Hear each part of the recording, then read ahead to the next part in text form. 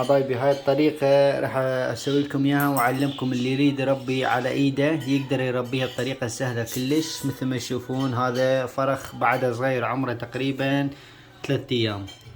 عرفت شلون؟ هذا الباجي تشوفون هاي السنارة شلونها، وهذا الاكل اللي هو باودر اللي هو موجود. مثل ما تشوفون خاف واحد يريد يشتري باودر لكل الطيور. ماشي، خلوكم وياي. شايفين هذا شلون يكون شوي هيك، بحيث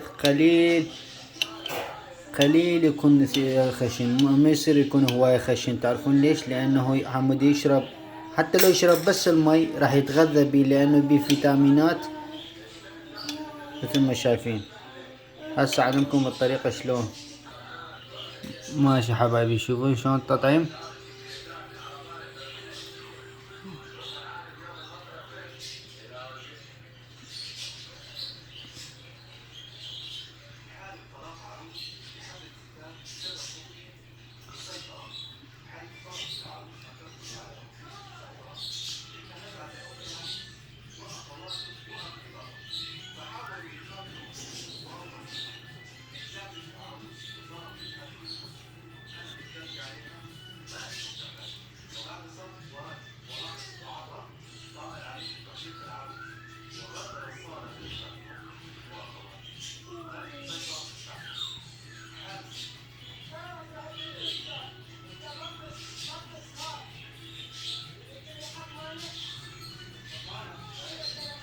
شوف الطريقة شلون.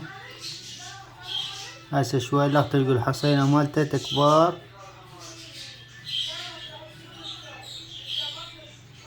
يكون بعدها صغير صعبة شوية توكل تحط السرنجة بحلقه.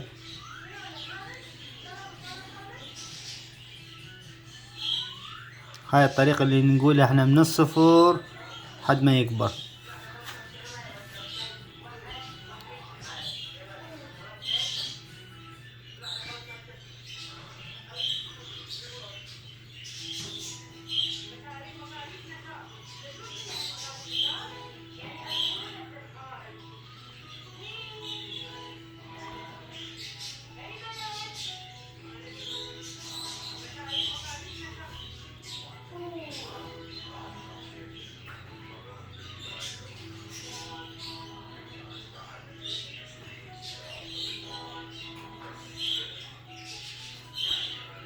هاي هي الطريقة كلش سهلة وكلش مريحة، لانه من يكون صغير واخواته يكونوا شوية حجم اكبر فيموت، يكون يصير جواهم بعدين شنو يفطس.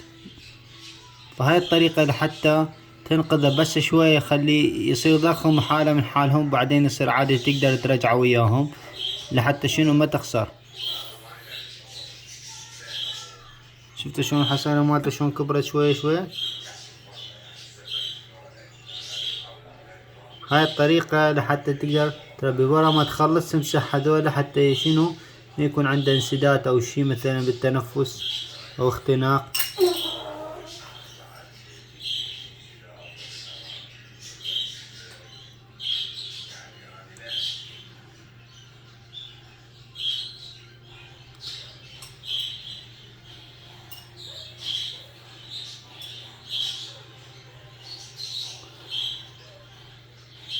مثل ما شايفين حبايب قلبي، هاي الطريقة لحتى تنقذ الطيور الباجة خاصة الافراخ من الموت، لانه هاي يصير عندهم، لان هم يجون اعمار كل واحد فرق يومين ثلاثة، فالحجم يختلف، فهذا يصير جواهم هم يصيروا فوقه فيفطس ويموت.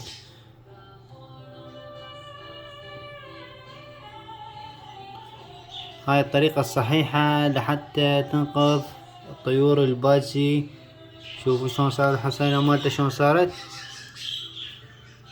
هاي اسهل طريقة صدقني، تقدر بدون ما تفوت السرنجة جوا لان يختنق، تحط على الحلق مالته شوية شوية، هو يبلش ياخذ براحته.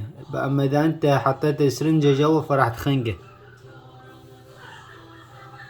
ماشي حبايبي، هاي شفتوا شلون سويت الطريقة.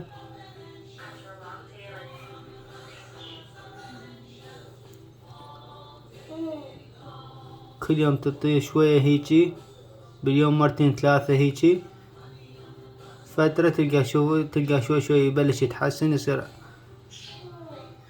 شوي شوي صاحي، تقدر ترجعه بعدين عادي مو مشكلة. شفت شلون صارت الحسينة مالته هسه.